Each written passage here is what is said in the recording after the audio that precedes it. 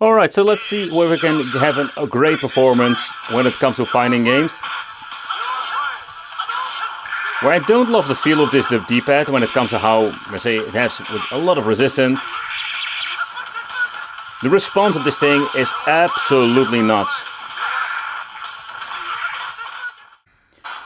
But let's start off with some PlayStation 1 emulation. These devices are absolutely great.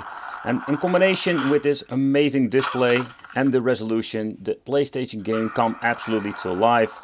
But when it comes to compatibility, here we're going to have, in my opinion, the first problem.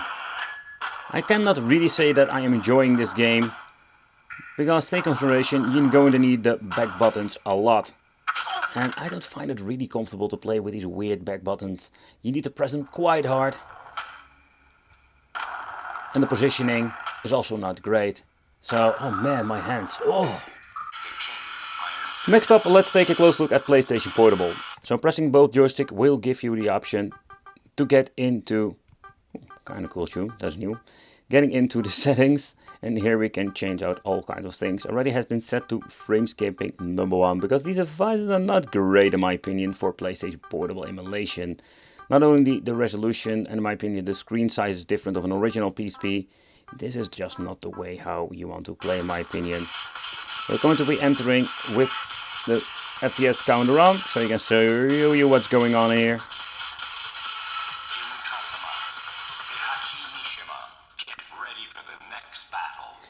And Tekken 5 is one of those games that are not super demanding. You can see having a lot of frame drops throughout the game.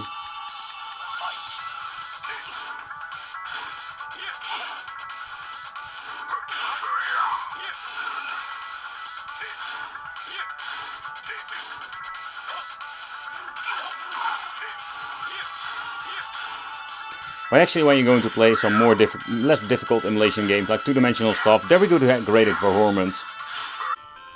But where this particular device is perfect for is old school gaming. In combination with this beautiful display, in my opinion, this is an absolute great experience. We're going to combine playing with the analog stick and the button at the right bottom corner. The right joystick is not configured whatsoever. I did see sometimes it's been configured to the, let's say, the front facing buttons, but that's not the case over here. So great, man. So if you want to enjoy some 8-bit, 16-bit stuff or some PC Engine, man, this is going to be absolutely a blast. If you want to get into RetroArch for making a quick load, quick save, or do an adjustment, pressing both joysticks will grant you the option to get there. So you can make a quick load, quick save, and mess around with it if you want to. I think it's pretty damn cool that we still have the option. So that makes this handheld very, let's say, overall, let's say, friendly when it comes to the experience itself. But let's move on with a different system, and this is going to be the Super NES. Due to the resistance, I need to press the D-pad quite hard to get around here in the playing field, but not to the point that it's going to be quite annoying. But I prefer to play with the joystick at this point.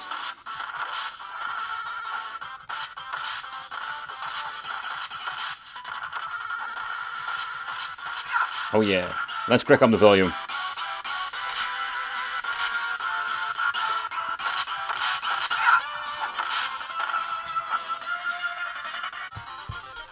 So with Game Boy, we're not going to get any bezels whatsoever.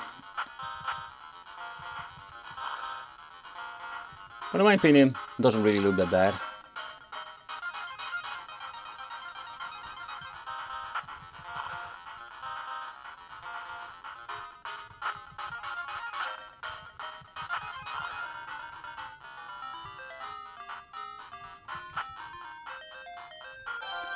Let's start with Bug Bumble on the N64, a game that I've been, let's say, test benching on a lot of different devices, and oh boy, yeah, the glitching is not a good start. But it got one of the best intros ever. Oh, that audio speaker. When it goes loud, but it sounds absolutely crap. When you're pressing it to the 90% on.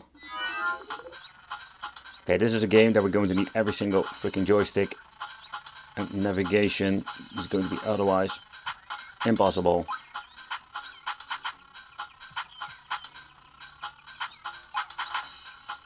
The consideration that also with N64, if you just want to play this is not the right handheld for it. I do have the overall experience, besides having a lot of glitching going on.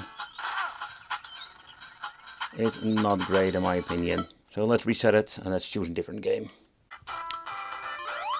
But if you're looking at a device that needs to play all kinds of Game Boy games, or NES, Super NES, you name it, I think this is absolutely one of those devices that you can consider. But another thing you need to consider is that where we have amazing overall performance and emulation nowadays with these cheaper devices, the overall controls, in my opinion, I have seen way better configurations. Like the other devices, pressing both of the joysticks will give you the option to make a quick save and just load.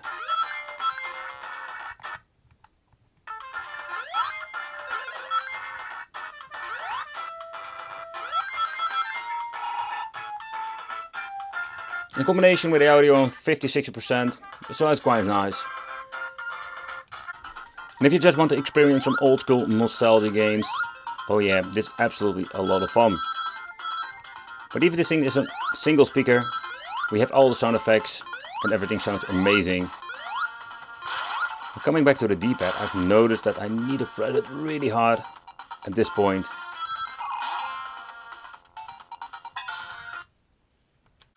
Another game system I wanted to check out is the Nintendo DS, and I'm just going to be honest, I really hate emulating this, and the reason why, because normally the experience of the Nintendo DS is having two displays. So we can switch very easily by pressing one of the back buttons, or we're getting the full screen over here. So it is actually a way to play, but one of the shenanigans you're going to have is having no touchscreen, and that is a little bit of a bummer in my opinion. But doesn't spoil the full fun, so let's get into some gameplay. And I'll show you what you're going to be not missing out in my opinion. But so let's do a quick gameplay and I will show you what I particularly mean with not a great experience. So yeah, you can just play the game without any problems, but you always need to mess around with the screen. And if you just want to play, for example, you want to look at the map, you can very quickly switch. And that part I don't really like. But when it comes to the overall Nintendo DS performance, it does seem to be running just fine.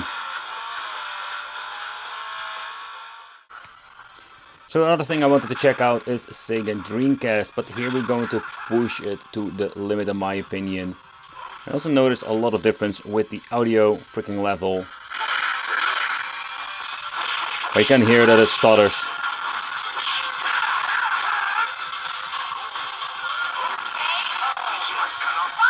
I cannot really enjoy the game like this.